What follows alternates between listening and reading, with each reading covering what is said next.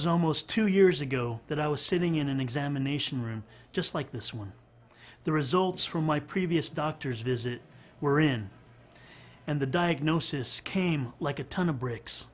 He said, "You have type 2 diabetes." Then I realized that besides a family history of diabetes, I had also consumed more than my share of comfort foods, of sweets. In fact, I need to admit that I love Krispy Kreme donuts. Along with that, I didn't exercise the way that I should have. Now listen, perhaps the church has something like type 2 diabetes.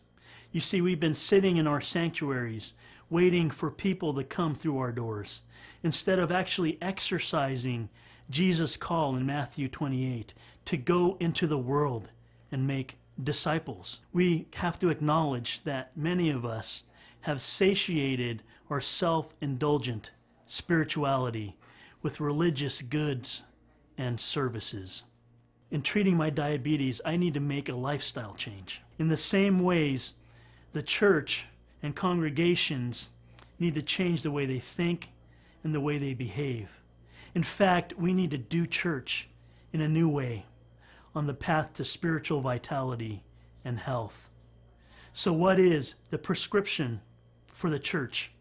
What do we have to do to reawaken, to rediscover the missional DNA that is already existent in us, that was placed there by God?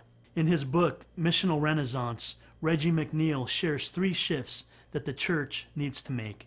The first shift is a movement from a focus inward to a focus outward.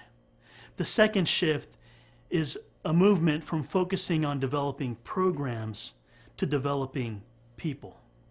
And the last shift is that we develop, instead of institutionalize, spiritualize. 3 shifts that the church needs to make.